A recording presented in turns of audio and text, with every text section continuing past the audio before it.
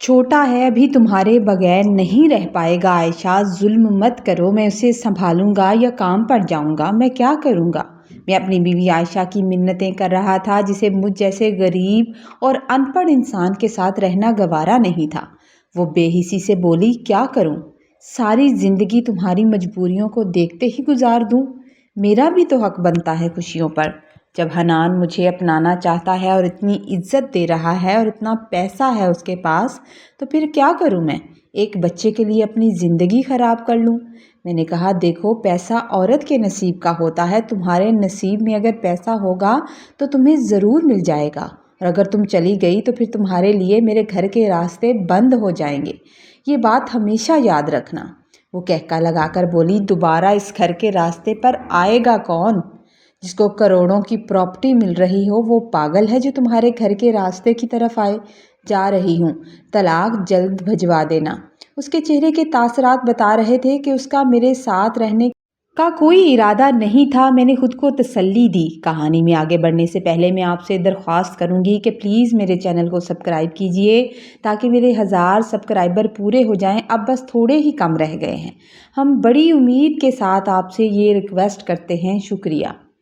میں نے چھوٹے ابراہیم کی طرف دیکھا جو اپنے کھلونوں کے ساتھ کھیل رہا تھا۔ عائشہ نے اپنا ضروری سامان پیک کیا اور میرے پاس آ کر بولی، اچھے انسان تھے تم، مگر جب انسان غریب ہوتا ہے نا تو اس کی ساری اچھائیاں کسی کام کی نہیں ہوتی۔ اگر کبھی پیسوں کی ضرورت پڑے تو ادھر میری کوٹھی پر آ جایا کرنا، اور اس بچے سے کہہ دینا کہ اس کی ماں مر گئی ہے، اسے میرے پیچھے لے کر مت آنا۔ چلتی ہوں، طلاق کا فرض بھی ادا کر ہی دو اور پیپر بعد میں بھجوا دینا۔ میں نے دکھ بھرے لہجے میں اسے طلاق دے دی تھی اور وہ آخری مسکراہٹ میری طرف اچھالتے ہوئے چلی گئی تھی۔ میں دیر تک باہر گلی میں اس رکشے کے ٹائر کے نشانات کو دیکھتا رہا جہاں سے وہ مجھے چھوڑ کر گئی تھی۔ میں سوچ رہا تھا، ایک ماں کتنی ظالم بھی ہو سکتی ہے جو اپنے چھوٹے سے بیٹے کو چھوڑ کر چلی جائے۔ میں غریب آدمی تھا، بھٹے پر اینٹیں بناتا تھا۔ میری بیوی عائشہ بہت خوبصورت تھی اور میں اکثر اس کو دیکھ کر خدا کا شکر ادا کرتا تھا۔ پہلے 2 سال تو وہ میرے ساتھ ٹھیک رہی، مگر پھر اس کی اور اس کی ایک دوست امیر علینا ہمارے گھر آنے لگی اور روز اس سے کہتی کہ تم اس سے بہتر زندگی ڈیزرو کرتی ہو۔ علینا بڑی سی گاڑی میں آتی تھی، اب اس کے ساتھ اس کا بھائی حنان بھی آنے لگا تھا، اور جب میں بھٹے پر ہوتا تو میری بیوی ان دونوں کے ساتھ شاپنگ پر نکل جاتی تھی۔ حنان کو میری بیوی پسند آ گئی اور اب عائشہ بات بات پر مجھ سے جھگڑنے لگی تھی اور غریبی سے اس کو نفرت ہو گئی تھی۔ وہ ابراہیم کو بھی خاص توجہ نہیں دیتی تھی اور بات بات پر مجھ سے طلاق کا مطالبہ کرنے لگی تھی۔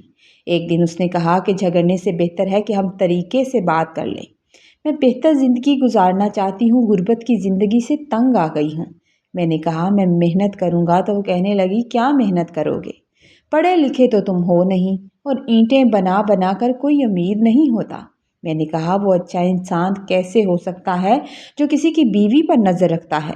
تو وہ کہنے لگی، وہ اچھا ہو یا نہ ہو وہ میری قسمت ہے، مجھے اتنا پتہ ہے کہ وہ مجھے عزت دیتا ہے اور پیسہ اس کے پاس بہت ہے۔ میرا بھی دل کرتا ہے کہ جتنی میں خوبصورت ہوں اسی طرح کی زندگی گزاروں۔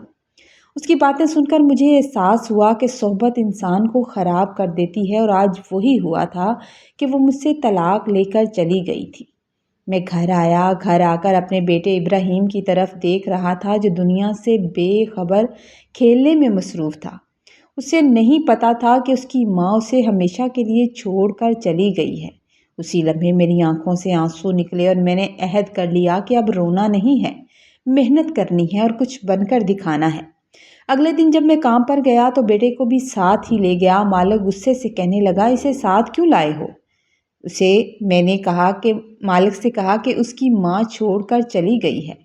تو اس نے حیران ہو کر میری طرف دیکھا اور کہنے لگا، کوئی عورت کیسے اتنے چھوٹے بیٹے کو چھوڑ کر جا سکتی ہے؟ پھر میں نے اسے ساری بات بتا دی۔ مالک نے میرے کندھے پر تھپکی دی اور کہنے لگا، انشاءاللہ تم بہت آگے جاؤ گے۔ اب میں روزانہ بیٹے کو ساتھ لے کر جاتا تھا اور مالک مجھے پہلے سے زیادہ اجرت دینے لگا تھا، اور جب ابراہیم رونے لگتا تو چھٹی بھی جلدی دے دیتا تھا۔ ایک دن جب میں بہت پریشان ہوا اور پریشان ہو کر ابراہیم کو گھر لے کر آ رہا تھا تو مالک نے مجھے اپنے پاس بلایا، کہنے لگا، مجھے تم سے کام ہے، میرے ساتھ چلو۔ چلو میرے گھر چلتے ہیں۔ میں حیران ہوا اور بیٹے کے ساتھ ان کے گھر چلا آیا۔ وہ مجھ سے کہنے لگا اگر تم چاہو تو میں تمہاری شادی کروا سکتا ہوں۔ تم شادی کرنا چاہتے ہو؟ میں ہنس کر کہنے لگا مجھ غریب سے کون کرے گا شادی، اور اگر کرے گی بھی تو اس بچے کی ماں نہیں بنے گی۔ تو وہ آہستہ سے کہنے لگا کہ میری ایک بیٹی ہے جو ایک ٹانگ سے معذور ہے، اس کی شادی نہیں ہو سکی۔ میری بہت ہی نیک بیٹی ہے، تم مجھے بہت اچھے لگتے ہو۔ تمہاری شرافت کو میں بہت اچھے طریقے سے بہت پہلے سے جانتا ہوں۔ اگر تم چاہو تو میں تمہیں اپنا بیٹا بنا لوں۔ اگر تم میری بیٹی کو قبول کر لو تو یہ تمہاری طرف سے میرے لیے بہت بڑا احسان ہوگا۔ تمہارا گھر بھی بس جائے گا اور میری بھی بیٹی کی طرف سے فکر ختم ہو جائے گی۔ میں نے اس سے کہا کہ ٹھیک ہے، میں گھر جا کر سوچ کر بتاؤں گا۔ عائشہ کے چھوڑ کر جانے کے بعد میں گھر میں کافی دیر تک سوچتا رہا کہ میری خوبصورت بیوی چلی گئی، اور اب یہ نئی لڑکی جو ایک ٹانگ سے معذور تھی کیا میرے بیٹے کی ماں بن سکے گی یا نہیں؟ بکھرے ہوئے گھر پر ایک نظر ڈالی تو دل اور دماغ نے مل کر فیصلہ کیا کہ اس گھر کو ایک عورت کی سخت ضرورت ہے، اور میں نے سادگی سے ثروت سے نکاح کر لیا تھا۔ ثروت بہت اچھی لڑکی تھی۔ میرے سسر نے منع کرنے کے باوجود مجھے ڈھیر سارا جہیز بھی دے دیا تھا، اور اب اس نے مجھ پر ایک اور ذمہ داری ڈال دی تھی۔ اب میں اینٹیں نہیں بناتا تھا بلکہ صرف اینٹیں گنتا تھا۔ میری ترقی ہو گئی تھی اور سب لوگ میری عزت کرنے لگے تھے۔ میری بیوی میرے بیٹے کو بھی اچھے سے سنبھالتی تھی۔ اس کی ٹانگ میں تھوڑا سا مسئلہ تھا، وہ تھوڑا لنگڑا کر چلتی تھی، مگر وہ سچ میں بڑی نیک عورت تھی۔ اس نے میرے گھر کا نظام بدل ڈالا تھا۔ ہر چیز مجھے ترتیب سے رکھی ہوئی ملتی تھی، اور دل میں بھی ایک سکون سا اتر آیا تھا کہ شاید اللہ کو یہی منظور تھا۔ عائشہ کو چھوڑ کے گئے ہوئے 3 سال ہو گئے تھے، اب بھی وہ دل میں کسی کانٹے کی طرح موجود تھی جو زخم دیتا ہے۔ زندگی بے شک بہت سکون میں تھی، مگر انسان کتنا بھی سکون میں کیوں نہ آ جائے، دل کے کسی کونے میں وہ شخص ہمیشہ موجود رہتا ہے جو اس کی پہلی محبت رہا ہو۔ ابراہیم اب 6 سال کا ہو چکا تھا۔ اسے کچھ دنوں سے بخار ہو رہا تھا جو اترنے کا نام نہیں لے رہا تھا۔ میں نے بیوی سے کہا کہ تم آج تیار رہنا اور بیٹے کو بھی تیار رکھنا، میں 12 بجے آ جاؤں گا اور تم لوگوں کو ہاسپٹل لے جاؤں گا۔ آج میں نے جلدی سے کام کیا اور مالک کو بتا کر گھر آ گیا۔ میں یہ بتانا بھول گیا تھا کہ میں نے ایک چھوٹی سی گاڑی بھی لے لی تھی۔ بے شک وہ بہت بڑی نہیں تھی، لیکن ہم لوگوں کے سکون کے لیے بہت بہتر تھی، اور میری بیوی ان چھوٹی چھوٹی چیزوں میں بہت خوش اور اللہ کا شکر ادا کرنے والی عورت تھی۔ جب ہم ہاسپٹل گئے میں ابراہیم کی میڈیسن لے رہا تھا اسٹور سے، جبکہ ابراہیم اور اس کی ماں مجھ سے تھوڑی دور فاصلے پر بیٹھے میرا انتظار کر رہے تھے۔ میں میڈیسن لے کر جیسے ہی پلٹنے لگا تو میری نظر اسٹریچر پر ایک عورت کو اندر لے جاتے ہوئے نرس اور وارڈ بوائے پر پڑی۔ اس عورت کا آدھا چہرہ جلا ہوا تھا، جیسے کسی نے اس پر تیزاب ڈالا ہو۔ مجھے لگا جیسے میں نے اسے کہیں دیکھا ہے۔ چہرے سے نظر پاؤں پر پہنچی تو اس کے پاؤں پر جو پازیب تھی وہ میری جانی پہچانی تھی۔ میرے ہاتھ سے میڈیسن نیچے گری اور میں حیران ہو گیا۔ حیران ہو کر اسے دیکھنے لگا، اور وہ اسے ایک کمرے میں لے گئے تھے۔ میں نے میڈیسن وہیں چھوڑی اور اس کے پیچھے چلنے لگا تھا۔ اسٹور والے لڑکے نے مجھے آواز دی، مگر میں نے اس کی آواز جیسے سنی ہی نہیں تھی، اور تیز قدموں سے چلتا ہوا اس کمرے کی طرف گیا جہاں وہ لوگ گئے تھے۔ وہاں اسے ڈرپ لگائی جا رہی تھی۔ میری آنکھوں سے خاموش آنسو بہنے لگے۔ میں شیشے کے دروازے سے کھڑا اسے دیکھ رہا تھا کہ پیچھے سے ایک عورت آئی اور مجھے کہنے لگی پلیز یہاں سے ہٹ جائیں، مجھے اندر جانا ہے۔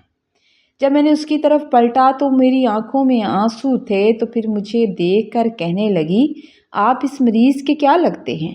میں نے کہا میں اس کا کچھ نہیں لگتا، اور میں نے اس سے پوچھا کہ آپ کیا لگتی ہیں؟ تو وہ کہنے لگی میں ان کی ملازمہ ہوں۔ میں حیران ہوا اور حیران ہو کر کہا او اچھا، تو ان کو کیا ہوا ہے؟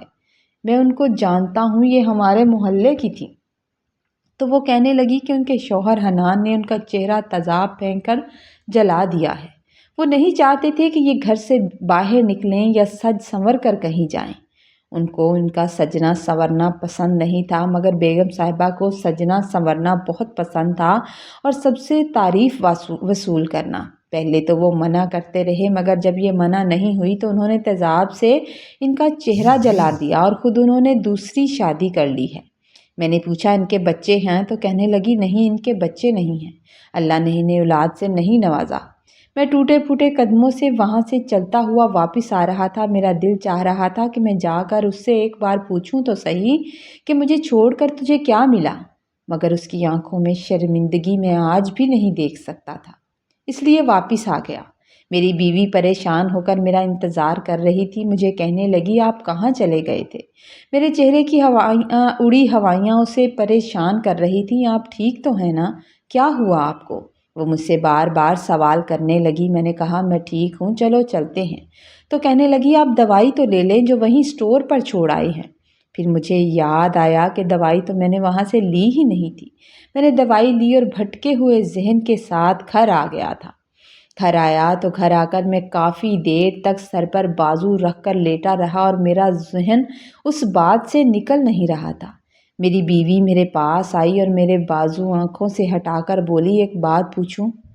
मैंने कहा, पूछो। तो कहने लगी, वो औरत कौन थी जिसे देखकर आप अपने होशो हवास में नहीं रहे? तो मैंने एक गहरी सांस कहा था कि वो इब्राहिम की माँ थी। मेरी बात सुनकर वो खामोश हो गई और कहा, कुछ भी नहीं।